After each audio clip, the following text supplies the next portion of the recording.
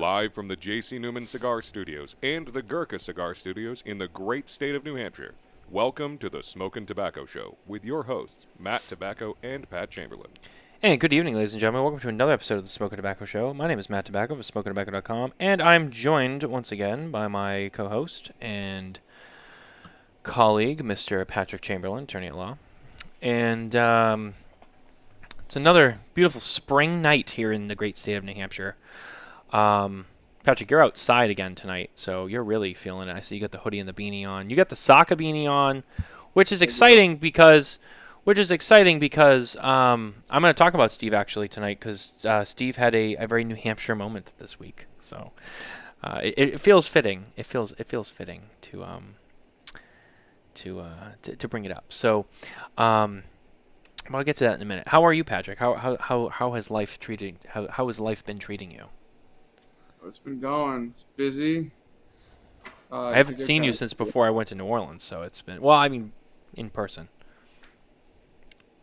Yeah, I think that's true. It feels like almost a month.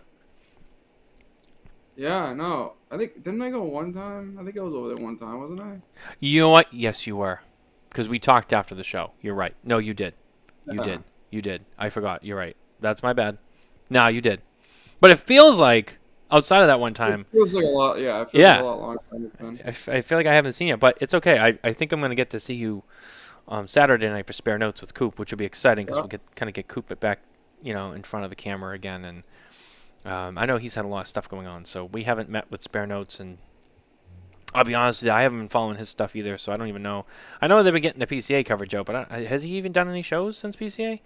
I know he's been buried. We haven't done Spare Notes probably like a month and a half, I'd say. We did one the week before I left, so it's just under a month, which I knew. We did a couple extra shows to kind of make up for the time, but because I knew with the show and then the few weeks after the show, it's for us it's a lot, getting the content out. Some of the other guys like Half Wheel, like they can get a lot of it started while they're at the show, and we kind of did too, but for like me and Coop, a lot of it kind of happens after. So the video content goes out right away, but the website, the more in-depth stuff and the photos and the write-ups and all that, it takes more time. So a lot of that is, I have a little bit left, in terms of trade show coverage, there's a little bit left. We don't cover every booth. I mean, and look, we used to, a lot of us in the media, and like Half Wheel still does, and if it works for them, it's not a knock at all. If it works for them, great. But for us and some of the others that I've spoken with, it's a lot to try to cover every single booth. So, unfortunately, at least here I can't speak for how anyone else does their trade show coverage. But for Smokin Tabacco, I'll tell you, unfortunately, we can't get everybody. We wish we could, but we just can't. So then people ask, well, who do you cover then? Well, unfortunately, some people like this answer and some people don't. We cover the people with the most historical traffic data on our website. It's usually not too hard to figure out. But for the most part, we start, at the top down, in terms of size. We don't get to all of the small little boutique companies, which is a shame because once upon a time, I used to spend a lot of time in that part of the show, and it is cool. I met a lot of great people, but we just can't always get to all of those booths. But with the coverage that we do have, we're almost there. There's a couple more pieces to put out, and then I think that's it for our 2025 trade show coverage. And it's all on the website, so you can head to SmokinTobacco.com to find all of that. You can head to I'm trying to visualize it. There should be a trade shows tab, or there's a PCA tab, and then it has all the years. So you just go to PCA 25 for this year, and everything related to PCA 25 is up there. Our YouTube channel has all the videos as well as on the website. Every video we shot, its respected brand or person, whatever, it's also embedded in their article on the website too, so you can find them all there. And I think at some point I'm going to put up a master video list on the website, just a page with all the links to all the videos, just for the people who want to find them easier. Because I had a lot of people actually compliment that last year, and I kind of felt like it was a little extra, but people actually liked it, so I might put that out there again. But yeah, after that, that's about it. Then we'll kind of get back into just, mostly doing reviews at this point. Most of the announcements are out now. The show is over. Now it's just stuff coming out. So, the next couple months, just expect a lot of reviews. And with the occasional announcement here and there, but that's going to be pretty much our focus probably within the next week or two on until probably the end of the summer. Before we start getting into the holiday release stuff, end of the year, all that fun stuff. And so that's where we're at. That's where we're at coverage-wise with the cigar industry. But Pat, you have a couple of, no, you have one or two reviews that I have in the queue right now that are going out. I don't know, Gracie's got a few, and then I have a few things that I'm going to review myself. So just been kind of piling them up, and I'll start dropping them out probably maybe next week. Maybe this week I'll put one or two out, but, so there's a lot. Big in the queue. Yeah. Got some competition for the year already. Well, I'll tell you. There's a lot of stuff we haven't reviewed yet, but it's on the list. The few things I smoked at the show, which are not out yet, and I think I've talked about this a little bit, like Perdomo's Legacy, I smoked at the Connecticut Shade. Fantastic. They will be up here next week to do the official launch of Perdomo Legacy at Two Guys Smoke Shop, which, by the way, thanks to our friends at the number2guyscigars.com. If you head over there today, you'll find an amazing selection of cigars and accessories from the industry, both some new brands and some brands maybe you've never heard of. Head over today, order some cigars at the number2guyscigars.com. And then next week, the exclusive launch of the Perdomo Legacy at Two Guys Smoke Shops. And I'll be there. So yeah, that's a big one. I mean, I didn't smoke the other two. To be honest with you, I was with Nicholas and Nick, and I was like, yeah, can I smoke one? And like, yeah, and they gave me one, and I didn't think to ask them for the other ones. I just smoked the one, and I kind of moved on. But the Connecticut Shade Epicure that I had was wow. I mean, not really surprised. It's Perdomo. They did a pretty damn good job. So next week, those will hit the shelves, and that'll be big, and obviously we'll get those reviewed too. My Father Blue was another one that I think a lot of people were talking about, going into the show this year. It's kind of significant for them. It represents their first, Honduran cigar to their Honduran factory. A little bit of a change from, what they're normally known for. I've smoked it. I thought it was phenomenal.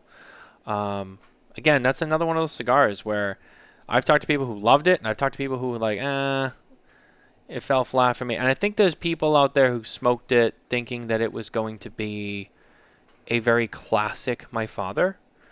And in certain ways, because and I've smoked a lot of stuff out of that factory. In my opinion of it was the quality and everything stands up as like anything else. Profile was a little different than I'm used to from that factory, and I think for a lot of people it would be fine. It wasn't as spice and peppery up front like most My Father cigars. Not that there wasn't any, but it was a little different, but I still thought it was nice, and very, very well done. For me, it's in top consideration. With like Perdomo Legacy and probably a few others that are coming out this year. So yeah, I think you're right, Pat. I think this year already, and you just did the Bandolero Premium, and I haven't smoked that, but you just reviewed that. And I, be honest with you, I haven't looked at the reviews. You guys have been sending me reviews. I haven't looked at any of them really yet.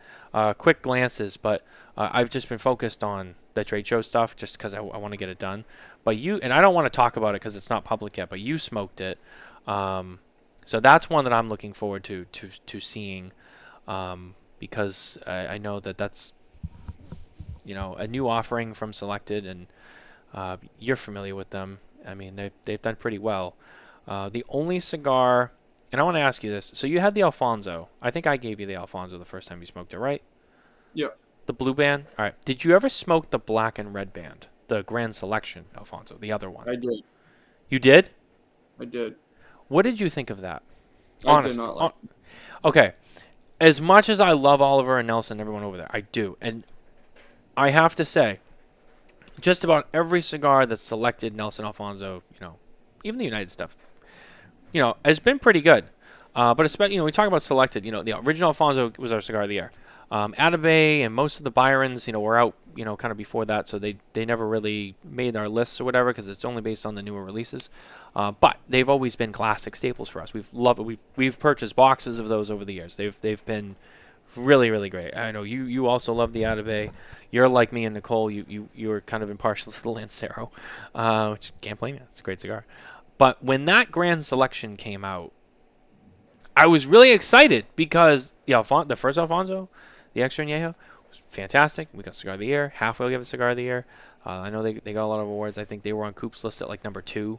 So they did really, really well. And then it was like, oh, there's another one. And I smoked it, and a lot of the other bloggers smoked it, and it was like, what happened? And look, again, it is what it is. Sometimes the blend just doesn't hit palates or everyone's palate or some people's palates. For me, I just kind of felt like, the quality and the construction, all that other stuff was there. I'm not taking that away from it at all. It was just as good as everything else. For me, the flavor, and I want you to chime in on this too. It was just, I found it to be very heavy on like this licorice flavor that I was getting, and it was so overpowering for me. And I smoked like 2 of them, and it was so overpowering for me that I was just like, oh man, like I don't know if I could finish this all the way. Like I think I probably smoked about halfway through the first one. I smoked the other one. I got about halfway 3/4, and I was like, I'm like, I don't know. Like, is it me? Is it this? Is it the cigar? Like, this doesn't. It just seems like a lot, but it just didn't do it for me. I don't know. I don't know if it was the same for you. I don't know if you got that same flavor. It was just too much. Yeah, I know. It didn't taste bad. It wasn't. I think the uniqueness in how they age their tobacco and cigars, with like the different lined cedar aging rooms. I know specifically the selection uses French oak. Yeah, I think that's what it was. Yeah, I know, and I think it's not that French oak is bad. It's just I think it's more so what at least I found when it comes to the Alfonso and the Atabeys, and now the addition of the Bandolero Premium, is with those Connecticut wrappers and just the blend makeup in general, like you can really taste and appreciate that aging process that they put the cigars through. And mainly because I think that the type of wood and aromas from that aging process are very complementary to a Connecticut wrapper, because typically Connecticut's have like, hay, everyone usually says cedar, it's creamy. Some people can say it's starchy. Right. And I think that complements and primes the palate to be able to taste those subtle aromas from the aging process with all the cedar. When you put on a Maduro wrapper and then you switch it to like French oak instead of like those more like sweet, spicy cedar varieties, it's not that it gets funky, but I think the expectation, it becomes a lot more linear, in my opinion. A lot more border. And I think there's people that I've talked to that have liked it, that thought it was amazing. So it's not by any which means is not a wrong assessment either. It's all personal. No, it wasn't. I wouldn't say it's a bad cigar at all. I wouldn't say that at all. It's just the expectation, and I don't even want to say that either. I mean, it's a different cigar, right? It's not supposed to be like the other ones. That's why it's like a Maduro. It's different. Right. So it's a different type of aging. I believe that was the first time they did the French oak. No, they did the French oak in the first Alfonso as well, and they did the French oak with the Byron 1850. That came out right around the same time too. Okay, well, but anyway, yes, it's not a bad cigar. Is the point that I'm making? It's not as good as the other ones, but when you make a cigar as good as like the Atabey and like the original Alfonsos, you can't. It's hard to improve from there because it's hard to replicate greatness. I know what you mean. And again, that's why I said it's not a bad cigar. Like, everything else about it was phenomenal, just like everything else that, I can't take that away from them. For me, it was strictly just the flavor. There was nothing else wrong with it. It was just, for me, I just personally did not like the flavor. But it wasn't that it wasn't that it was a bad cigar. It was the same as if, you had a chicken dish and you were like, this is a really good quality dish. You could tell it wasn't made in a microwave. It was made in a nice kitchen by a good chef. I just didn't like the taste. There was too much salt to it, or it was too much lemon. It's not bad. It's just I don't really like the way it tastes. But again, because I know how people are, and as you know, I've already had to deal with this several times over the last few months. People think that one small critique just means you made a shit product, and that's not what it is at all. Those guys know, like, it was still very well made. It's just, for me, I just didn't like the taste, and that's fine. That's fair. You're not gonna like every cigar, and I like just about every cigar they make. And the one comes along, I'm like, I just don't love it. It's like, what do you want? Everything else I usually like, and I think the same goes for you too. But yeah, I mean that was 2 years ago that came out. So now they got Bandolero Premium, and they do have the Nelson line, which we were at the show. They had it on display again, and they did say that we were looking like late summer, early fall, that they were trying to get that out. So that's another line that's brand new from Selected that hopefully this year. Oliver seemed a little bit hesitant on it when we were talking with Nelson about it, but which strikes me as just, maybe they're not 100% sure of when it's coming, but it sounds like it's close.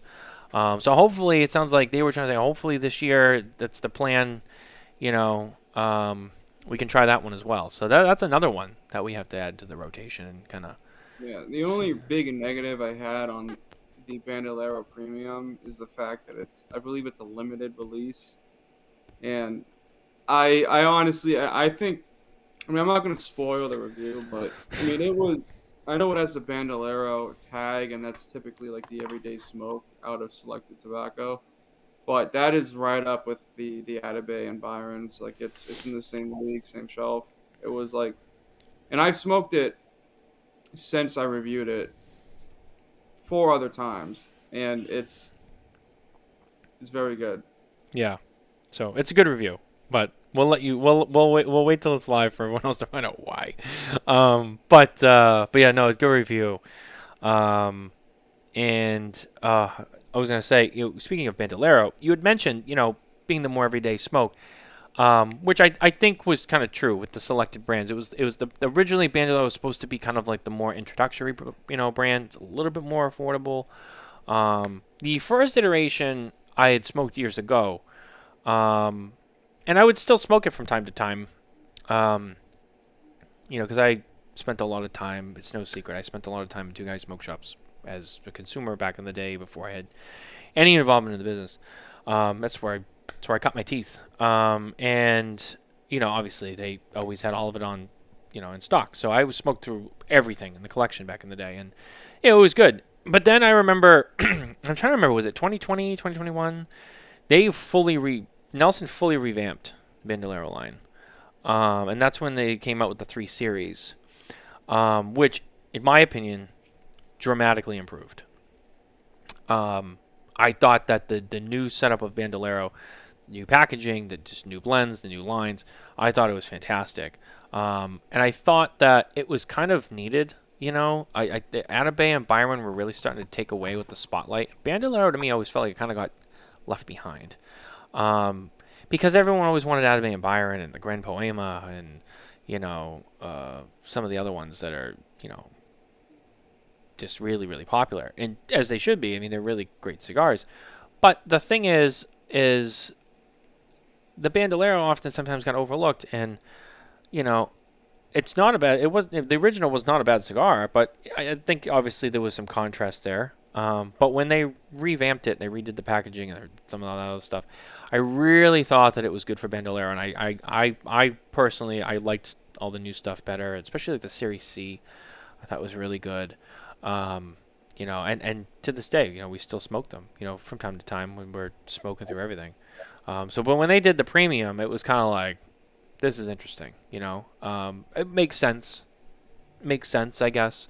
But and I have not smoked it yet. You have, so I it's on my list. There's so many cigars to smoke. I'm working my way through it. I'm actually, we didn't even talk about it, but I got a little distracted. But our two guys, Cigars of the Night. I'm smoking the new Drew Estate Dominicana, or the girl with the Dominican heart, but they've got a couple different names for it. But their first Dominican-focused cigar from Drew Estate. It's sweet-tipped. It's on the milder side, mostly Dominican-focused.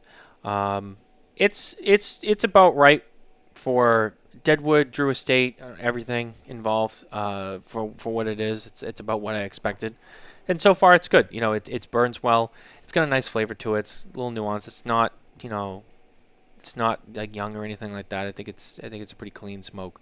Ash is a little flaky and brittle, but other than that, it's pretty good. What are you smoking, Pat? So I'm smoking the Year of the Duque from Saka. Oh, what could you I think I smoked some Saka when we do the show. I chose this because it came out. I think Twins got it early last week. And everything new that's coming out, I make a priority to smoke it. So this is one of the initial PCA releases that came out of the trade show. Which, by the way, I'm going to do another Saka giveaway tonight. That's right. Dunbarton Tobacco and Trust, one of the biggest winners from the 2025 PCA trade show. We're going to do another giveaway tonight for our live audience. Now, you will have to go to the website. You don't. Maybe you don't have to, but I'm recommending you go to the PCA 2025 article on the website. You can find it at SmokinTabacco.com. And the first person to tell me how many releases that Steve had at the show will get a box of DTT and a DTT mug. And I'll reach out to you after the show and we'll get it to you. But how many releases? Because he had a lot. And if you go to the article, they're all mentioned, but not every single one is highlighted. And that's the only clue I'm going to give you. But it's all there. It's all there. If you pay attention, it's all there. If you give me the number, you win. So, you guys can work on that while we're doing this. But in the meantime, our friends at SD Dupont are with us as always. Featuring that classic Perfect Ping. Got my Line 2 monogram lighter right here. I know Pat's got his he's got his stuff over there too. He's got the monogram collection as well. Brand new collection, beautiful. They added the Legrand models to that collection at PCA. You can read all about it, SmokinTabacco.com. Shake Up the Legacy, SC DuPont. So yeah, back to the releases. Yeah, I mean, so speaking of DTT, since it's already here and it's in front of me, you know, we talk about, and we did some recap of the show a few weeks ago. But, you know, now that, you know, more of the dust is settled, you know, and I've been going through every booth and every manufacturer and kind of recapping everything. Because when you're in there and you're on the floor, I mean, it's kind of like a hurricane, you know, for me and I think a lot of the media. It's kind of like a hurricane. You're in the eye of the storm. And you're just trying to grab as much shit flying around as you can. And now that the storm is over and you're kind of like, all right, what do we have? You know, very happy with our coverage. But it's a lot to process, you know, even mentally. You know, and you kind of do that in stages too as you're getting it out. But going through DTT, again, was one of the brands that I had listed in my pre-show predictions article of like, hey, like, you know, they're going to be a winner of the show. Why? I don't know, because for every year that I've done the trade show, they've always been the booth that's had the most traffic.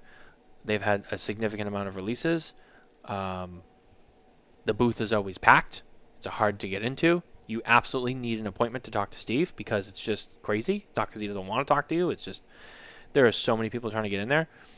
I mean, when you look at a company, and he's not the only one, but the way he does it is kind of unique as well. But when you run a business, no matter what it is, I mean, the goal is to sell products and make money. Okay, you can call it whatever you want, but at the end of the day, people are in business for one reason. That's to make money. So Steve has really done a great job of finding his way in this business and selling products, and keeping his customers connected, loyal, coming back. You know, he'll probably disagree with this, but he plays the character. You know what I mean? And Pat, you know the character. You can play the character yourself. That we all know and love him for. But at the end of the day, you know, Steve is a genuine guy, but he I think he plays into that, like the whole act of like, well, you know, they're all right. At the end of the day, it works for him. You know, and so again, it's not like a knock against him either. I'm not like making fun of the guy. I love Steve, but it works for him, and he's doing what he's supposed to do. You know, he's created this hype. He's created the character. He's created all the things you're supposed to do. He's got all the angles worked, and he makes great cigars on top of it, and people want to come back for more. And what happens? Every year, they sell more and more and more. And, you know, I remember sitting down with him at this trade show this year, and he made a comment to me. He was like, how many, you see anybody else that has this many releases? And I was like, those are a few that I think were close. I don't know exactly. He's like, if they are, they're stupid. He's like, no one should release this many products at the show. And it's like, everyone laughs, and it's like, maybe there's some truth to that, but at the same time, it's like, he has got himself to a position where he can do those things that maybe a lot of brands can't do. And you really have to give it to him, because I mean, I have a critique about that, but I'll let you and feel free. I mean, feel free. I'd love to hear that, because, you know, that's why we're here. It's not a critique. It's just the thing that I've noticed, and I am one of the, like, everyone knows I'm a huge Fuente guy, and I get excited for everything that Fuente does. I get just as excited with Saka, mainly because I know I'll be able to get the stuff, because you work for a shop. Fuente's releases the past few years, unfortunately, are all hard to get things, and it's kind of obnoxious, actually. I'm just gonna put up. Can I just pin something there, and then you keep going? We should compare. Yeah. We should compare those two after, but that's the only note I'll make. But keep going. Oh well. Yeah, because I hate fighting for cigars and everything. I'll do like a 30-second event about Fuente. Everything that they announced at the show, I am so excited for, and I really, really, really want to try it. But I know I'm not going to be able to until God knows when, because you can't get this stuff. Like the Añejo, like what is it? The something Earth, like the Grace of Earth, or the Salt of the Earth, I think it's called. Yeah. Yeah. Oh my God, I want to. Which I think is, if I remember correctly, it's like an Añejo anniversary blend or something like that. Añejo on steroids, baby. Yeah. And I want it so, but I know it's like you lose energy hunting for the stuff, right? Like, so Fuente ran, sorry, love it, you know, but God, that sucks. Trying to hunt for the stuff. Anyway, so the Saka, I think what he's doing is everything he releases is well received by consumers, but I think it's to the detriment of his core line. I mean, I'm not Saka. He might say, hey, you know, you're wrong. I was in Nika. Sales were up. But, like, core line, Micaritas, the original Silver Mesa, like, I would be shocked if they're selling anywhere near where they should be, because I think everyone's buying the new stuff. Even, like, the Brulee Blues. Like, if you have Brulee Blues and then the Brulee regular Brulee, I mean, people are going to buy the blue instead of the Brulee because everyone wants the blue. Right. And it's like these limited releases that he does. I mean, if you want, one of the original Dunbarns I smoked was just the regular Micarita. The blue. And then I tried the Tricky Chaka. And I would switch between the two depending on the mood. It goes earlier in the day, coffee, I would do like the blue, then I would go to the red if it was like late at night after dinner. And then the Papa Saka comes out, and I'm like, oh my God, can I get broadleaf? The Red Meat Lovers comes out, oh my God, can I get broadleaf? The Bronzeback Umbagog comes out, oh my God, can I get broadleaf? There's no reason for me to have a Micarita right now because, like, there's so many other things. Yeah. Other cigars too. So, again, like, the Micarita being one of his original core lines, it's something that when I smoke it, I appreciate it, but it's like you don't think to get it now because it's like, well, there's this other stuff. Even like if you like Sobremesa, like their core line Sobremesa, like the Salida Red. Now, I think it's a good cigar. I thought that everyone would rave over the Salida Red like they did with the Pure Blue. I haven't seen that reaction yet, the Salida Red. But again, it's another iteration of the Sobremesa that's going to potentially take away from Sobremesa smokers.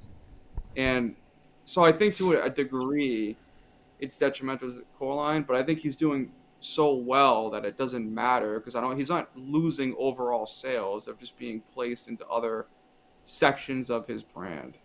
Right. No, I agree. I mean, I'll make one more comment. Like there's a new Red Meat Lovers coming out, right? Like another the Fratanga or another one. Yeah, that one, the photographer. It's another. Can I get broadleaf? That which, granted, like Saka said right off the rip, he makes cigars that he likes, and he likes broadleaf, right? So I like broadleaf too, and I do too. Like I would, like, yeah. Like if there's a broadleaf wrapper on 10 cigars, if it's different blends, it's a different cigar, right? Like some people, it's all broadleaf. Yeah, they're different cigars. They're not the same cigar. Like that's not the point that I'm making right now. They're all uniquely different. Like the Papa Saka is uniquely different than the Micaritas. The only similarity is it's within the Micarita umbrella, but they're uniquely different cigars. But it's just the options that are coming out, I believe, take away from like the core line type. Like now you have Red Meat Lovers, you might get someone that likes the I don't know why I keep forgetting what the new Red Meat Lovers is, but the name of it. What is the name? Give it to me one more time.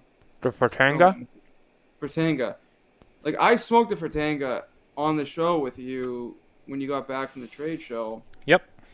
Sean had brought me one, and I loved it. Like again, so I might not smoke the regular like core line Red Meat Lovers because I love that the Fratanga, which is it's like I'll go into that because I'm talking about it now. It's like I love the Fratanga because it's the same reason why I love the Bronzeback. It's a familiar profile with like the regular Umbagogs and then like the regular red meat lovers, but the wrapper changes it. It's a little more spicy. It's a little drier. It's like the same contrast as like the Bronzeback with the Coraline Umbagogs. So it's the same make and model, different year. You know what I mean? Like it's just different. So it's anyway. But point being, back to the core point that I was making. Is, as to him releasing so many cigars, I think it's working very well for him, but I do think it's at the detriment to like his day one core lines. Well, the thing is it works for him now, and I think he'll keep on doing it as long as it does. But there could come a time where maybe that doesn't work for him anymore, and people just have this expectation for something different, or they don't want so many new things, and it becomes too much for the consumer. But right now, everyone's going out, running out, and buying everything that comes out, so it works for him. There's a Fuentes in a similar boat. The difference is they've been around for 110 years now, or 100. Yeah, they're well established core lines. That's different. You know what I mean? Like their core lines sell themselves. Their limiteds are crazy. But that company's been around a long time, and they're a lot bigger. There's also people that smoke Fuente core line that don't even know what Opus is, right? Like, Correct. I've met those people. Like it's like, the thing about Fuente that's unique is it's kind of hard to put it into words, and I mean it's not just the branding, but it's like the Opus and just all like the rare Fuentes. It's Fuente, but it's almost like a different brand. Like if you put them both on the shelf next to each other. I know what you mean, and I think that's by design. That's exactly what it is. But it's like, and it's one of those things where it's like. And they're not the only brand that does that. I mean, there's other brands out there that you have your regular stuff, and then it's like, well, then there's like this collection, which is also us, but we hold it kind of in a different spot. And I think that the companies that do it that way, I think that's the way you do it. They should be separated. It's not like, the core line should be the core line. This should be the stuff you smoke every day. And then there's the stuff that's, special occasion. It's a little more premium. It's ultra premium.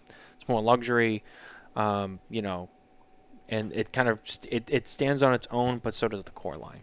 And I think that's where some of the companies the last couple of years at the show have tried to blur the lines with like really rare limited production stuff to like chum the water, where like, you know, they're trying to move their core line, so like, oh, let's drop like 1,000 boxes of some like ridiculous thing, and like everyone buys it, and like, yeah, we'll buy some core line too, but they really want that limited, and the limited's gone, and then they move on. And I've seen that with several brands, but there's a way that you can maintain both constantly, and have a healthy ecosystem, I think, with your portfolio. Some brands just haven't got there yet, and there's so many reasons for that. And it's not necessarily like because they're a bad company. It's all about kind of everyone's individual variables and their strategy for their business plan. Sometimes it's, you know, a much younger company where their core line is still not really well recognized, but they have a little bit of a following. But then they drop a limited, and it's like, well, the people who are all about them are going to buy that limited, but like, you know, there's still not enough people that maybe know about your core line where that you're going to have that same effect. Versus when like Steve does it, or like Fuente does it, or Drew Estate does it, or, you know, whoever, it's different. So again, I think it kind of works in different ways for different people. Sorry, not to hijack your. Oh no, yeah, no, that's the, I agree with the point. I mean, Fuente is just unique in the sense of like, there's a quote Carlito said to the effect of, this isn't like an exact quote, but like, his core line is there so he can have his Lambo or like his Corvette or whatever. Like the Opus is like his fun, Right. his fun creativity. And because of how successful the core line is how much fun he can have with Opus and all those, you know, fun projects he does. But just as everyone knows, I'm a huge Fuente. It's my favorite brand. Like it becomes like a hassle trying to track everything down. I think another thing that people need to remember too from a business standpoint is like with brands like that, you know, all of them. I mean, even, you know, Altadas USA, Duro State, you know, the reality is Liga Privada number 9 and Anniversario and like the Unico, like all that's cool stuff, and the good cigars. That's not what pays the bills at Drew Estate. That's not what pays JD's salary. What pays JD's salary is, you know, all the core line stuff, like the real mainstream core line stuff. You know, like believe it or not, factory smokes. You know, acid. You know, acid, Undercrown, factory smokes. That's what pays the bills. That's what they sell the most of. You know, Tobacco Special.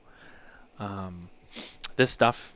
That's what pays the bills. Liga Privada is a great brand, and it's special, but you know, they don't, obviously, that's not the most thing they sell. You know, and it's more expensive, but they don't sell as much of it. You know, and it's their ultra premium. Same thing with Arturo Fuente. What pays the bills at Arturo Fuente? What pays everyone's salary? 858. Sorry, I can't think. 858. The Chateau Fuentes, Don Carlos, Hemingway, obviously. That's what pays the bills. You know, that's when they tell you like, well, Arturo Fuente made, you know, 35 to 37 million cigars last year.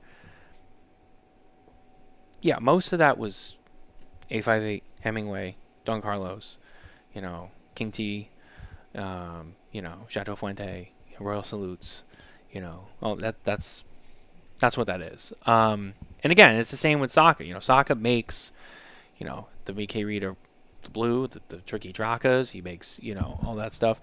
That's his primary. And then, you know, when he drops, you know, these, you know, You're the Duque and, you know, these other like limited production things, you know, it's stuff he's gonna sell, and it's in their great cigars. But, you know, again, he can do those projects because he sells enough, you know, Sobremesa, Mike Rita. You know, that's, you know, it's kind of like a basic economics of the cigar business, you know, or really any business, but especially in the cigar business, to your point.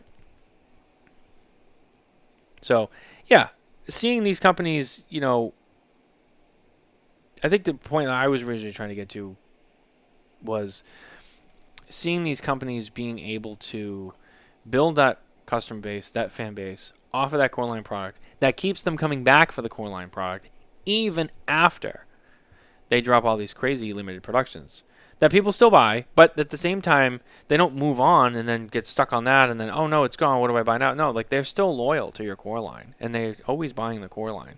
But then, oh, there's a limit. I'll grab that too. And So I want that's to make the one best way. comment. I was fact checking this before I did it. So, for instance, like the DTT Deep Cut Sampler, there's no original Sober Mesa in that sampler. Sorry, Now, there is wait, say that again? So in the DTT Deep Cuts Sampler, The deep there's cuts. no Okay, yeah. core line Sober Mesa in that sampler. No, just the Now, just the there is Salida Red. Yeah, and now there is the Essential Sampler, which has looks like all of his core line. Actually, a couple of the core is that? I see two though. There's two. Yeah, There's so it has one of each of the Sober Mesas and the Brulee and the core line. So I think that's more of like his. I don't think that's a limited thing. Yeah, so the regular production one has that in there, but then the limited edition one that he only did 5,000 of with the 11 cigars, that doesn't have the OG. Whereas it has like the Tricky Chaka in there, right? Like, So the deep cut sampler is supposed to be a sampler of all the cigars that Steve personally loves to smoke from his brand. And then the Essentials is more or less like, if you're new to DTT, you buy this. This will kind of get you up to speed with the core line, which I thought was great. Like, if you have a sampler based on like what you like to smoke, your day one cigar is not in there, right? Like, and there could be a reason for that. I'm sure if you asked him, he'll probably say something. It's a good no. It's a great point. It's a great point. But people who know Steve well enough know that he makes cigars that he likes, but they might not be his favorite. But he knows that they're good and people like them. And he does like all. I mean, he made it very clear. He's like, I only make cigars I like. He does like it, but he likes all of these cigars more than some of those other ones, apparently, because that's what he said. And again, whether it's true or not, I mean, I don't know. But that's what he told us. It's like, well, these are the cigars that I like to smoke the most. And Steve is due to come back on the show, so definitely don't forget that, because when I do have Steve come on, hopefully soon, that is definitely a question we can ask him.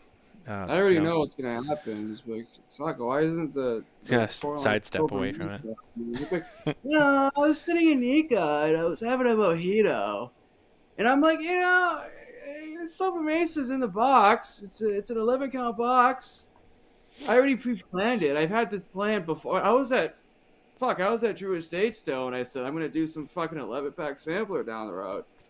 And it was all done. The boxes were made. Don't give me the boxes. Articulate, very well mapped out boxes, and I'm like, what can I do to really, really piss off the consumer? And it's just make a fucking Sober Mesa Lancero, Sincognito Lancero. Just fucking put it in the box. And if you want that Lancero, you have to buy the box and smoke the rest of my shit that you may or may not like. But you want the Lancero, so just buy the rest of my shit. So I had to get rid of one of the cigars out of there, and I was like, which one do I want to get rid of? I mean, people don't like the Sober Mesa. I think it's a great cigar, but some people don't like it. I'm like, just get rid of the fucking Sober Mesa. This little red's in there, whatever. That's probably why. Wow, that was something. I hope Steve sees that too. That was something. That was something. I don't know what to say. That was something. Oh man. No, I mean I know. I mean, look, at the end of the day, I think deep down Steve obviously likes all of his cigars, because if he didn't, he wouldn't make them. But I'm sure he knows that there are some that even though maybe he likes a lot more of his other cigars better, I mean, they still sell. I mean, so why are you not going to sell them? Yeah, he's a broadleaf guy. He is. The Sober Mesa is really good. Like the Half Churchill is like a daily smoke for me. I love that cigar. I think it's honestly, arguably, I think it's one of his best cigars. I mean, it's an unpopular opinion, but I mean, and there's so many cigars that he makes that I like, and it's like this, my top 3 with him changes based on what I'm smoking at the time through his portfolio. But I think the Sobremesa Half Churchill was like one of the most consistent and just well executed cigars. Like, it's one of the first ones I've smoked. So I'm looking at so far the comments on how many releases that Steve had at the show. And I don't see... We have a couple. And I don't think I see the right answer still. So if you're just tuning into the show, we're giving away a box of Dunbarton Tobacco and Trust and a DTT mug to the first person to correctly guess how many releases Steve had at the show. If you head to smokeintobacco.com and you find the PCA 2025 Dunbarton Tobacco and Trust write-up that recaps, them at the show, has all the releases on there. And Am I allowed to ask a clarifying question? What was that? Can I ask a clarifying question as to what Absolutely. qualifies as Absolutely. a show release? Is the Solita Red considered a show release? No. Okay, so that might help people because I know That is shipped the only one because that shipped before the show. So anything everything that shipped before the show. So we're not counting the. Which mostly I think what I covered on the PCA write-up. I'm double checking here. Everything that I put on here was stuff that was like it was shown and sold at the show. So like I know they released the thing like this is everything we're bringing to PCA. Solita Red was on the list, but they had already started shipping that before we got to New Orleans, before the show started. So that does not count. So it's really just what I listed, because that's like what was there. That he's like, this is what I have now. Yeah, and I don't want to say it, but I have a number, and you can double check. But yeah, I have not seen it yet. So yeah, that's a good point. If you're counting Solita Red, don't count that because technically that came out before the. Now, it was right before the show. Was it highlighted? And obviously, yes. But stores had it before the show started, so I'm disqualifying that one. But everything that I listed should be here. I'm just double checking.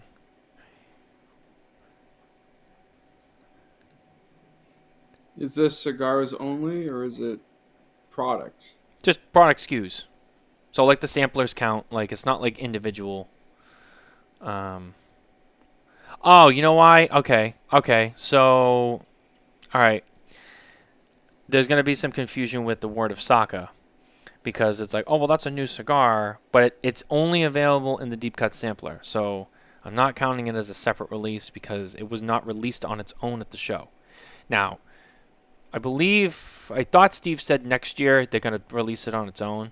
So that would be different. But it's not being counted like separately because it's only part of the sampler. So the sampler and Word of Saka still count as one. So don't count that twice because it's part of the sampler only. It's not on its own. So people might be like, oh yeah, but then no, it's part of the sampler for now. So that's one SKU. So I have a number. And I have not seen it commented yet. So this is interesting. You know what? And I should. I see it. Someone got it.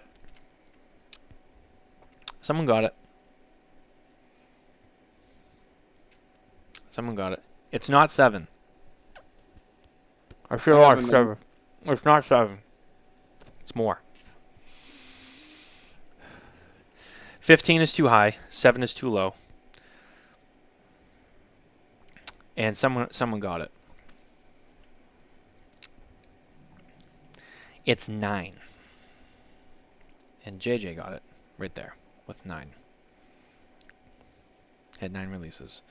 And I will share the screen and I'll show you for those who want to see it. Ta-da! All right, let me go to the webpage. So, you have the deep cut sampler, the essential sampler, the bronze back Robusto. That's 3. Mickey Gorilla Gordo, 4. The Furtangas, 5. The Jubilees, 6. Year of the Duque, 7. And then under other releases, he has a new Holiday Stillwell Star Blend, It's 8. And then, even though it's late and it's coming out later, it was still presented. The Todos Los Dias double wide is 9. And again, so that people understand, Salina Red does not count. That already shipped. And the Word of Saka was part of the sampler, so it's not like a separate thing. It's even though it's a new blend, it was not being sold individually. It was being sold part of the sampler, so that's only 1. So got 9 releases from the show. So congratulations, JJ. You're taking that home, brother. Awesome. Send me a message.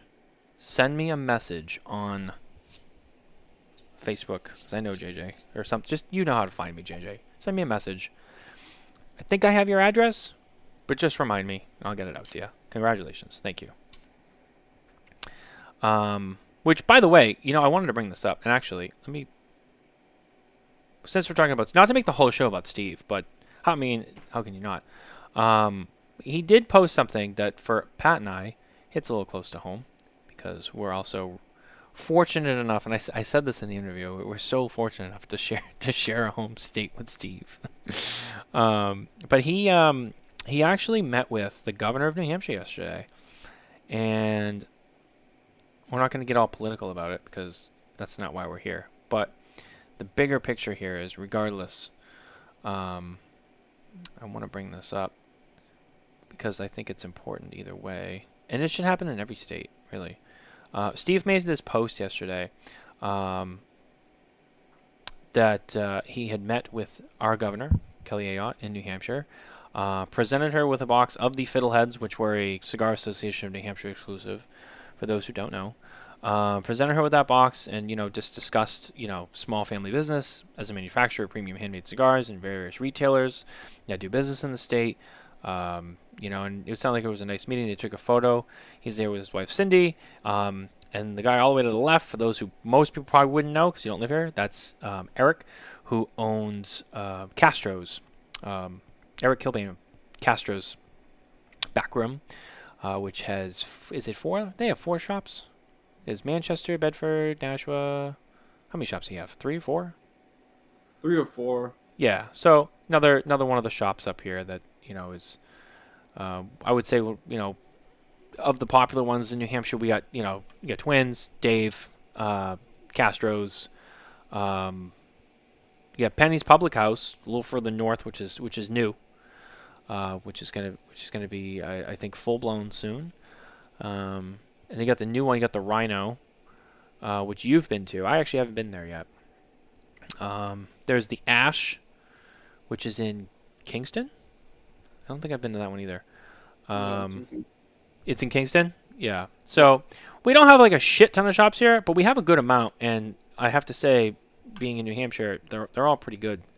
Obviously, both of us are a little bit biased because we have close connections at most of these shops, but they're great. And if you're from New Hampshire, So, but no, I just thought that was cool. Just getting a little bit more exposure to the business.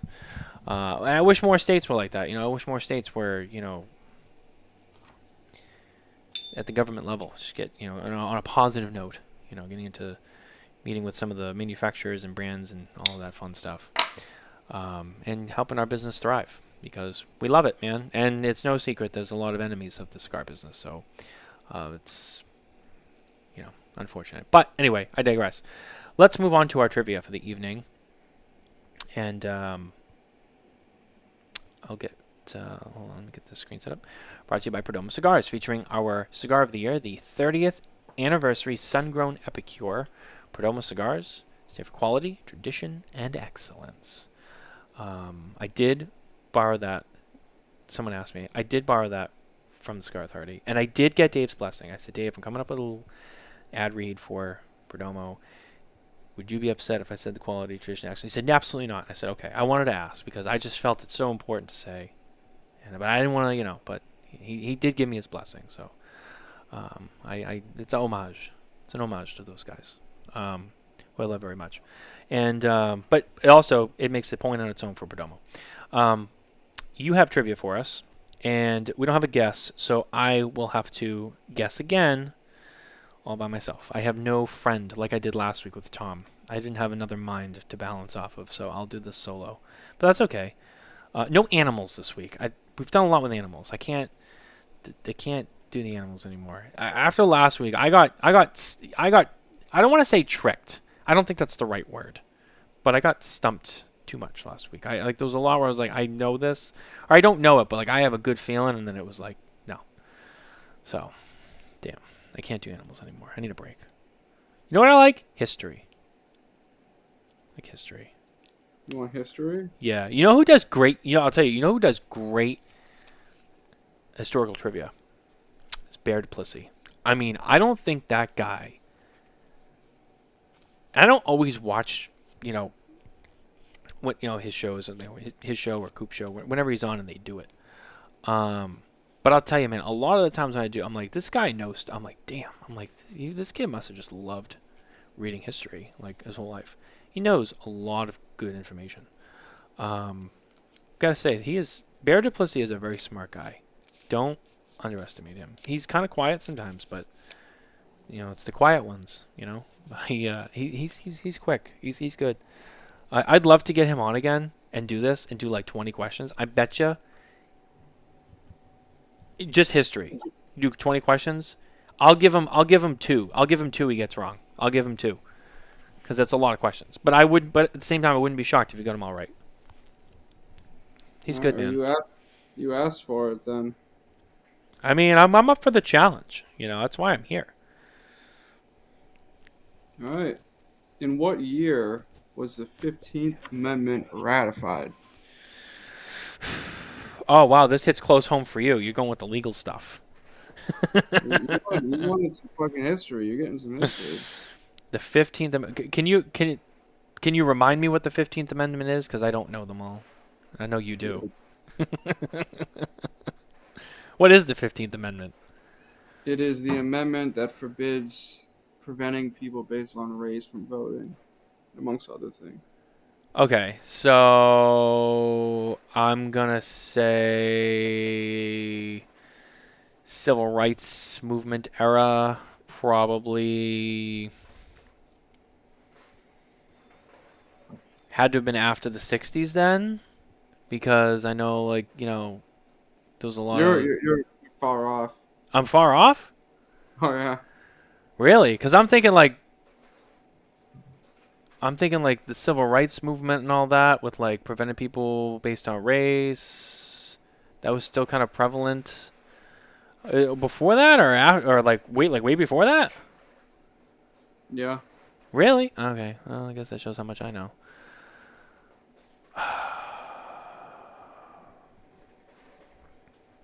Man, that I had to see. This is what I mean. I'm like, all right, train of thought here, and I lost it. So I don't know. Are we talking?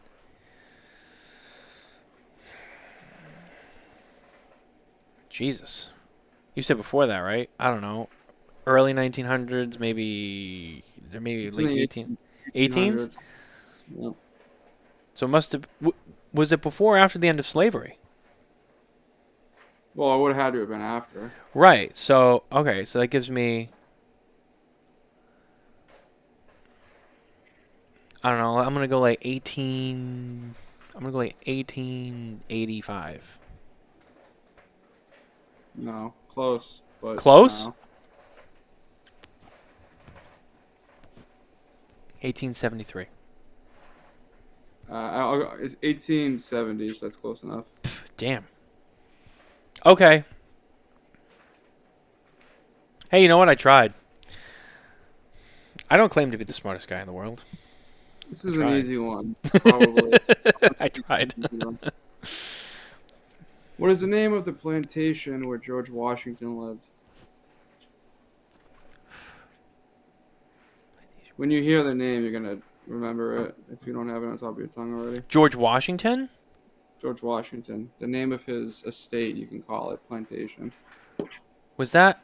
Oh, no. See, there's 2 that come to mind, and I'm like, I don't even know if that has to do with George Washington. But for some reason, there's 2 that come to mind.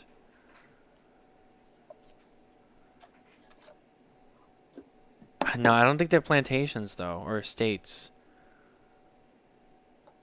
Actually, one of them's neither. One of them's actually...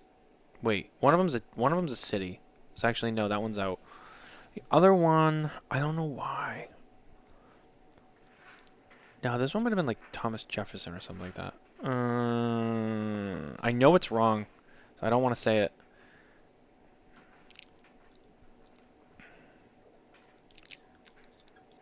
It's not Valley Forge, right? That's not it. No. Yeah, I don't know why that sticking. What is Valley Forge? That was something. Sounds like a. That was something. I don't remember what, but I don't know why that one sticks out to me. I honestly don't have a clue. These are hard. You really like to really dig deep in the history. You asked. I know, I did. I know. I didn't know what. I didn't know. I don't know. I don't know. Could have been like World War II. I know a lot of that stuff. Mount Vernon. Oh yeah, Mount Vernon. Okay. Okay. All right. Give me a third one. This one, all right. This one should be easy. Says you. What You're the book smart one in this group. That's the problem. You're the book smart one. You went to college for so many years, paid attention. I didn't. That's why I'm doing this. What were they protesting during the Boston Tea Party? Oh, taxes. Tax on tea. Specifically, Tax on tea. no, not specifically on tea. It wasn't on tea? It's taxation, but what characteristic of taxation were they protesting? Oh. Well, it was about paying taxes back to England, right? And that was the whole thing. They didn't want to pay taxes on the tea that they imported from England, right? Taxation without blank. Oh. Fuck, I know that one too. And of course, now I'm on the spot. And it's one of those things where like you just know it all the time. Oh my god. Taxation without representation? Yes. Yeah. Yeah. Okay. Yes, sure. You want one more? You know what? Fuck it.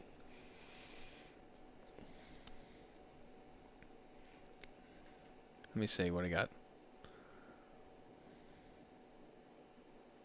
I I love how you laugh like you got something. You're like, oh, that would be hilarious. Now I want to know. Like, oh, what's so funny? What's so funny? a couple syllables in the answer more than I can pronounce, and I don't know. I don't know. I don't know if I want to do that then. I mean, what do you mean? But then again, I guess I don't know. I don't know. Just do your thing. Right. The following quote refers to the first shot fired in which American war? Now, how many fucking wars were there, Matt? So you can't fuck this one up. Quote. Wait, hold on. The following quote is said in reference to the first shot in which American war, and this is the quote. Meaning, wait. Meaning wars that took place here, like Civil War and like Spanish-American War, or like in which American war? Yeah. Okay. Yeah. I need to clarify. The shot, and the quote is, the shot heard around the world. Oh fuck! I should know that one too.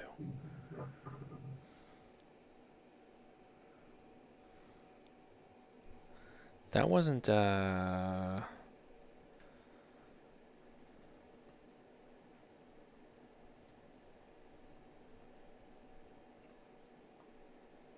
What do you fucking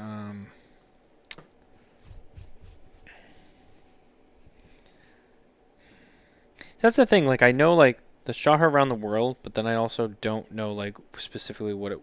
I know I know the reference, but I don't know like specifically what it pertained to. That's the problem.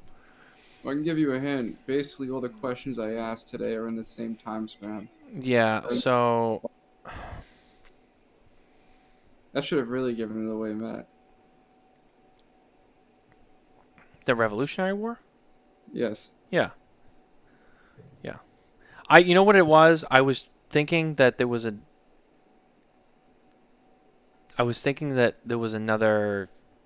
I was thinking it was like battle specific and not just. Never mind. Doesn't matter.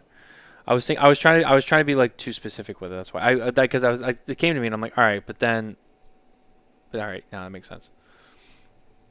You said war, but then yeah, you said war. I kept thinking. I don't know. I kept going to battles, like individual battles. I don't know why. I kept going to battles, not the whole thing.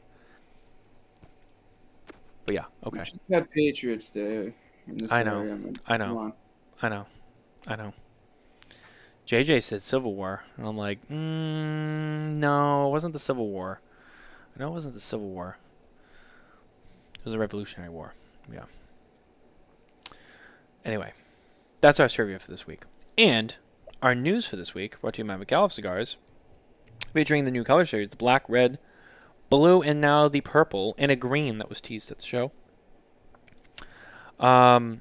Once again, news-wise lately, it's all been PCA stuff. There hasn't really been a lot of independent news.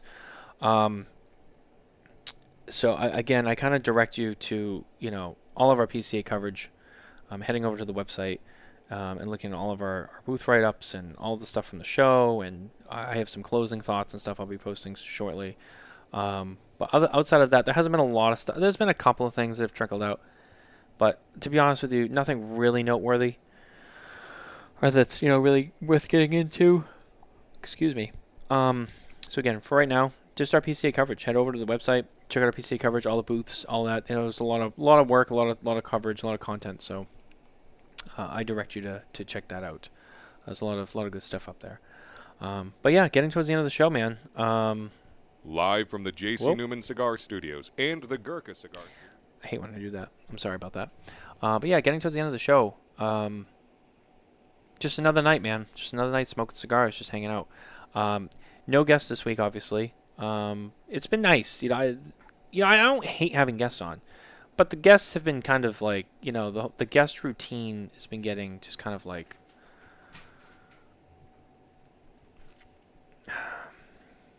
it's too cookie cutter after a while, But the problem is you gotta have guests too, because there's people that want to come on, and there's people we want to talk to, and I like having people on, but sometimes there's also a lot of things we don't get to discuss because we're focused on a guest. So it's nice when we can have a break from that.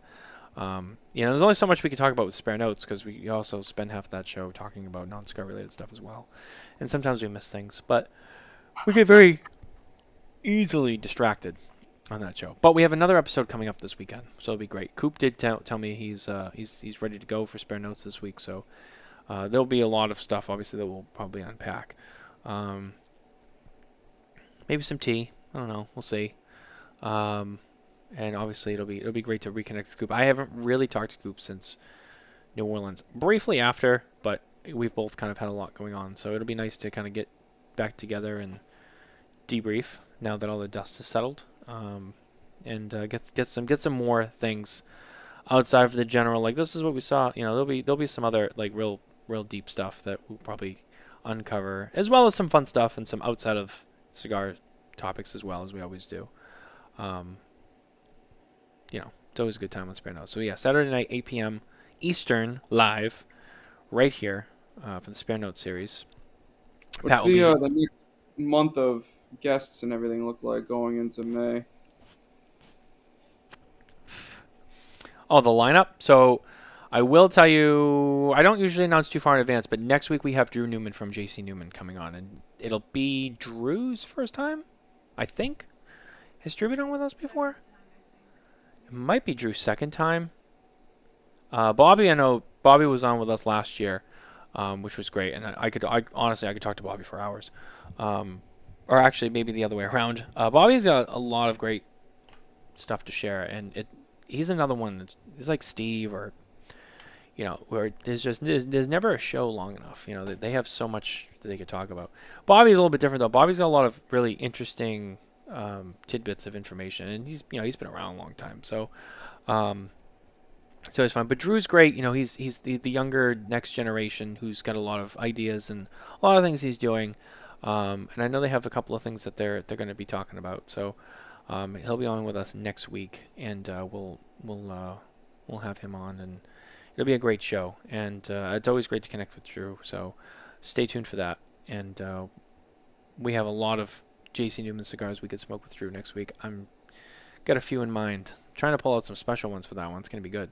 I also have some questions I want to ask about a couple of products we're seeing now that might end up being regular releases on JC's end.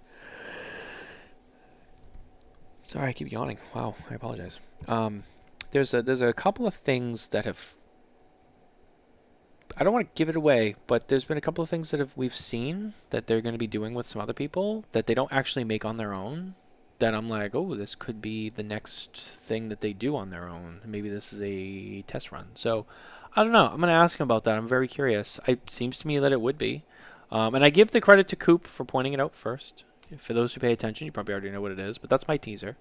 There's a particular brand out there that JC Newman has that is available in one iteration and could be a second one. I don't know. We'll see.